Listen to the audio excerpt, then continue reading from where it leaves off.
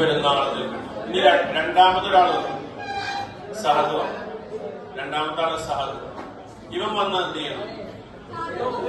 എവിടെ നിൽക്കണം? തൊപ്പി എവിടെ അവന്റെ പുറകെ തൊട്ടുപുറകിലല്ലേ? ആ അതെ. രണ്ടാമത്തെ ആള് വന്നു കഴിഞ്ഞാൽ എവിടെ നിൽക്കണം? അവന്റെ ആ സൈഡിൽ നിൽക്കണം. പലവരും ചെയ്യണെന്താ? ഇവനെ വന്ന് തോണ്ടും. ഇവനെ വന്ന് തോണ്ടിയിട്ട് ഇവനെ ഇറക്കി നിർത്താൻ നോക്കാം. അങ്ങനെയല്ല ചെയ്യണ്ടേ. ആദ്യത്തെ ആള് വന്നു കഴിഞ്ഞാൽ ഇമാമിന്റെ വലഭാഗത്ത് നിൽക്കാം. രണ്ടാമത്തെ ആള് വന്നാൽ ഇമാമിന്റെ ഇടത് ഭാഗത്ത് നിൽക്കുന്നു. കൈ കെട്ടിയതിനു ശേഷം രണ്ടാളും ഒരുമിച്ച് പുറകിലേക്ക് ഇറങ്ങും. അപ്പൊ അവൻ കൈയ്യെട്ടി. നിങ്ങൾ ആദ്യം കൈയ്യെട്ടേ. കൈയ്യെട്ടി. നീ ഇനി വന്ന് നിൽക്ക്. നീ എവിടെ നിന്ന് നടന്നു വന്ന് അവന്റെ അടുത്ത്.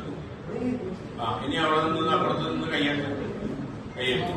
ഇനി രണ്ടാളും ഇപ്പൊ രണ്ടാൾക്ക് മനസ്സിലായി. അപ്പുറത്ത് നിനക്ക് മനസ്സിലായില്ല. അപ്പുറത്തൊരാൾ വന്നിട്ട് മനസ്സിലായി. അവർക്കറിയാം. ഇനി നിങ്ങൾ രണ്ടാളും എന്ത് ചെയ്തോളണം? ഒരുമിച്ച് പുറകിലേക്ക് ഇറങ്ങും. ഒരുമിച്ച് ഇറങ്ങുമെന്ന് പറയുമ്പോ നമ്മള് തുടർച്ചയായി അനങ്ങി കഴിഞ്ഞ നിസ്കാരം പാത്തിലായി. അപ്പൊ എന്ത് ചെയ്യണം? തുടർച്ചയായി അനക്കം വരാത്ത രീതിയിൽ എന്ത് ചെയ്യണം? പതിയെ കാലിങ്ങനെ എടുത്തു വെച്ച് നിന്ന് പതിയെ എന്ത് ചെയ്യാം? ഒരുമിച്ച് വരുന്ന രീതിയിൽ പുറത്തേക്ക് ഇറങ്ങും. ഇങ്ങനെ ഇറങ്ങിയത് നിങ്ങൾ രണ്ടാളാകുമ്പോ ബാക്കിൽ ഇടയിൽ ഗ്യാപ്പ് വരും. അങ്ങനെയല്ല. നിങ്ങൾ എന്ത് ചെയ്യാം? ഇപ്പൊ ഇങ്ങനെയല്ല നിൽക്കണം. വലഭാഗത്തോ ഇടഭാഗം. ഇനി എന്ത് ചെയ്യാം? ഈ രണ്ട് സൈഡിലേക്കായിട്ട് ഇങ്ങനെ ഇറങ്ങി വരാം. അപ്പൊ രണ്ടാളും ഒരുമിച്ച് വരുന്ന രീതിയിൽ രണ്ടാളും ഇറങ്ങി വരാം. അപ്പൊ ഒന്ന് ഇറങ്ങി.